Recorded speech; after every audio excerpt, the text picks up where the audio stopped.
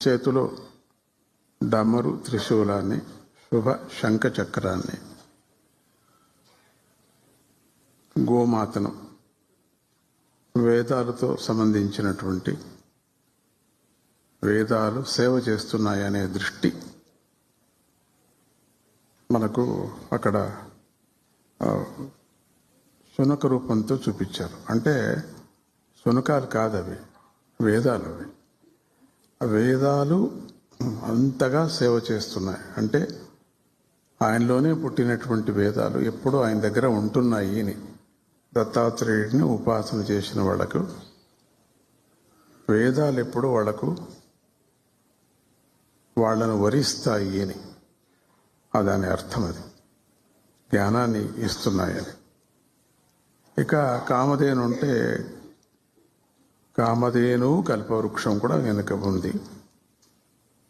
కామధేను ఉంటే అడిగినటువంటిదన్నీ ఇస్తుంది అని ఒకటి. కల్పవృక్షం అది కూడా అంతే, కామధేను కన్నా ఎక్కువది కల్పవృక్షం. కల్పవృక్షం రెండు విధాలుగా చెప్తారు. ఒకటి టెంకాయ చెట్టు, రెండోది వటవృక్షము, మేడి చెట్టు అని కూడా అంటారు. తప్పలేదు, అన్నీ కల్పవృక్షమే అని చెప్పుకోవచ్చు. ఎన్నో ఏండ్లగా ఉండేటిదంతా కల్పవృక్షం. తర్వాత మాల, కమండలు. కమండలం నీళ్లు ఉన్నాయనుకోకండి మీరు.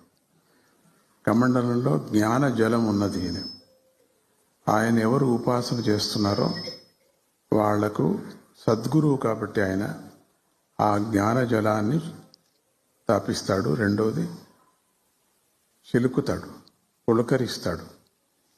శంఖం అంటే ఎప్పుడు నాదం చేస్తూనే శంఖం సాధనకు తయారుగా ఉన్నాము అని ఒకటి, ధర్మయుద్ధానికి తయారుగా ఉన్నామని ఒకటి. యుద్ధం అంటే ఏంటి? కౌరవ పాండవుల యుద్ధం కాదు. యుద్ధం అంటే మన శరీరంలో ఉండినటువంటి హర్షడ్ వర్గాలను పారదోలటం ఒక పెద్ద యుద్ధం. మళ్ళీ వస్తూనే ఉంటుంది, మర్చిపోతూ ఉంటాం, వస్తూ ఉంటుంది. మనకు కుదరాలంటే సద్గురు యొక్క జ్ఞాన జలాన్ని మన నెత్తి మీద పోయేలా. అందుకని ఆ కమండలు దర్శనం చేయాలి. ఇప్పుడు పోస్తారని కాదు, దర్శనం చేస్తే చాలు. మాల అంటే జీవరాశులను లెక్క పెడుతున్నాడు ఆయన. ఎప్పుడు ఆయన జపం చేయటం లేదు. మనమంతా అనుకుంటున్నాం జపం చేస్తున్నారని, మనలాగా జపం చేస్తున్నారని. ప్రతి జీవరాశుల్ని కూడా ఎట్లా జీవరాశుల్ని రక్షిస్తాడో, రక్షించినటువంటి జీవరాశులు వాళ్ళ కర్మ అంతా అయిన తర్వాత కిందికి వెళ్ళిపోతుంది పూస. అట్లా పూస వెళ్ళిపోతూ ఉంటుంది. అంటే క్షణంలో అనుక్షణంలో జీవులంతా వెళ్ళిపోతున్నారు, మళ్ళీ వస్తున్నారు, మళ్ళీ పుడుతున్నారు, మళ్ళీ. ఇది ఆయన మాల ధారణ అటువంటిది. ఏదో జపం చేస్తున్నారు అనుకోకండి, మరి కమండలో నీళ్లు అనుకోకండి. కామధేను ఉంటే ఏదో పాలు కోసం పెట్టుకున్నాడు అనుకోకండి. మరి చుట్టూ 4 కుక్కలు ఉన్నాయంటే సెక్యూరిటీ కోసం అనుకోకండి. మనం అదే కదా అనుకోలేదు. ఇక డమరు, శంఖం సంగతి మేల్కొల్పటం. మేల్కోండి, అజ్ఞానంలో పడిపోయారు మీరు, మేల్కోండి అని చెప్పటం డమరు. త్రిశూలం, నీలో ఉండేటువంటి రాక్షసుల్ని పారదోలుతాను, భయపడద్దు నువ్వు.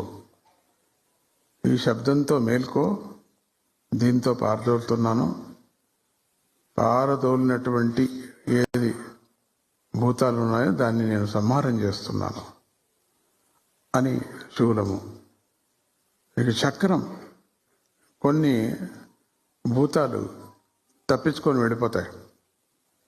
అవి జన్మకు పీడిస్తుంటాయి. మళ్ళీ పుడితే మళ్ళీ అదే, నేనేం తప్పు చేయలేదే, నాకు ఎందుకు ఈ కష్టం అని భూతం పీడిస్తుంది నీకు. అది అందుకని స్వామి దర్శనం చేసి చక్రాన్ని దర్శనం చేస్తే పట్టి పీడించినటువంటి భూతాలన్నీ కూడా ఆ చక్రంతో నరుకుతాడు. అది అన్నమాట ఆయన తత్వం. అక్కడ స్వామిని చూస్తే అన్ని తత్వాలే. ఏదో 3 తలలు పెట్టుకొని ఏదో అన్ని ఆభరణాలు వేసుకున్నా అనుకోకండి. దత్తాత్రేయ యొక్క తత్వమే, విగ్రహమే తత్వాన్ని బోధిస్తున్నది మనకు.